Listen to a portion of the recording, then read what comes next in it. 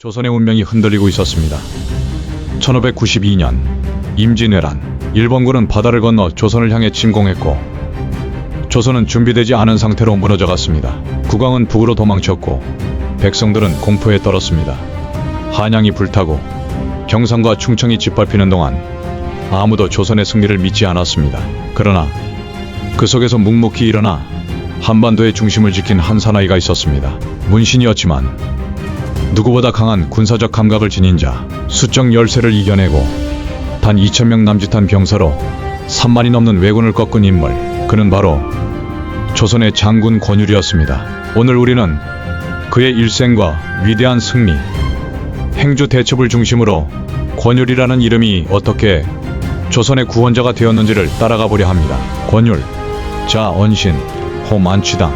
1537년 겨울 강화에서 태어난 그는 안동 권씨로 대대로 이어진 명문가 출신이었습니다. 안동 권씨는 고려 말에서 조선 초까지 이어지는 문벌, 귀족 가문으로 정치 군사적 요직을 두루 배출한 집안입니다. 조부는 권람, 부친은 영의정 권철. 권람은 세종과 세조대에 활약했던 정치가로 조선의 기틀을 다진 개국 공신입니다. 권철은 명종선조 때의 영의정으로 뛰어난 행정과 청렴으로 이름을 떨쳤습니다. 어릴 적부터 경전과 문정을 익히며 총명함을 드러낸 그는 사서삼경은 물론 병서에도 관심을 보였습니다. 그러나 과거 급제는 빠르지 않았습니다. 그는 46세가 되어서야 문과에 급제합니다. 늦은 출사였지만 그만큼 성숙했고 현실 감각이 뛰어난 인물이었습니다. 그는 곧 지방 수령직을 맡으며 성실하고 검소한 행정가로 이름을 알립니다. 의주 목사, 전주 부윤, 광주 목사 등을 거치며 백성과 함께하는 청렴한 관리였던 그는 장차 국난이 닥쳤을 때 백성들의 자발적 지지를 받는 기반을 이 시기에 다지게 됩니다. 의주는 국경도시로 명나라와의 교역 및 외교 관문 역할을 하던 요충지였습니다. 전주는 전라 가명 소재지로 호남의 행정 중심이었으며 의병 조직의 핵심 기반이기도 했습니다. 광주는 경기도의 주요 목 중 하나로 군사적 요지로 기능했습니다. 1592년 임진왜란이 발발합니다. 왜군은 부산을 거쳐 빠르게 북상했고 불과 20일 만에 수도 한양이 함락당합니다. 부산포, 일본군이 상륙한 첫 격전지로 조선 수군이 패하며 전면전이 시작된 곳입니다. 한양, 조선의 수도이자 정치 중심지로 일본군의 점령은 조선의 권위 붕괴를 상징했습니다. 국왕 선조는 평양을 지나 의주로 몽진하고 나라 전체가 무너져가는 듯 했습니다. 선조, 조선 제14대 왕. 임진왜란 당시 빠르게 피난을 떠난 결정은 이후 왕권 약화를 불러왔습니다. 이때 권율은 광주 목사로 재직 중이었습니다. 그는 망설이지 않았습니다.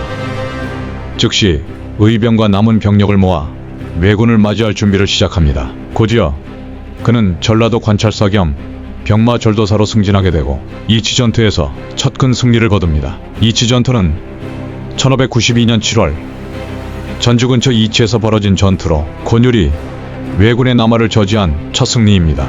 이 전투에서 그는 왜군의 진로를 예측하고 고지를 선점해 방어에 성공합니다. 이어진 독산성 전투에서도 그는 적의 진영을 교란하고 기동력 있는 전투를 통해 승리를 이어갑니다. 독산성은 충청과 경기의 경계 지역에 위치한 고지, 요새로 소규모 병력으로 방어하기 적합했습니다. 이 두 전투는 단순한 군사적 승리를 넘어서 패배감에 젖어있던 조선군과 민심에 다시 희망을 불어넣는 승리였습니다. 1593년 왜군은 한양에서 물러나는 조건으로 명나라와 협상을 시작하지만 동시에 전략적 거점 확보를 위해 고향 지역을 공략합니다.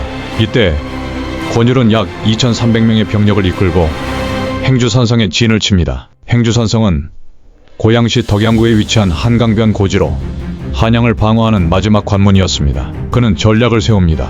행주산성은 한강과 한양을 동시에 감시할 수 있는 요지. 그러나 병력은 열세, 장비도 부족했습니다. 권율은 지역 주민, 승려, 부녀자까지 힘을 합칩니다.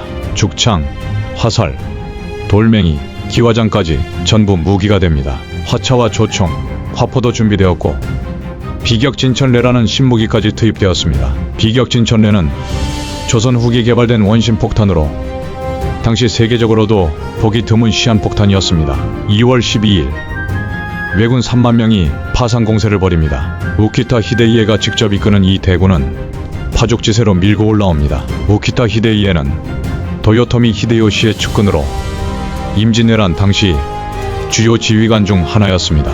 하지만 권율은 침착했습니다. 화포로 적의 선두를 제압하고 돌격로에 함정을 파놓습니다. 궁수들은 비처럼 화살을 쏘고 부녀자들은 뒤에서 돌을 던지며 지원합니다. 적은 무려 7차례에 걸쳐 공격을 시도했지만 번번이 실패합니다. 결국 적은 퇴각하고 조선군은 수많은 사상자 없이 완벽에 가까운 승리를 거둡니다.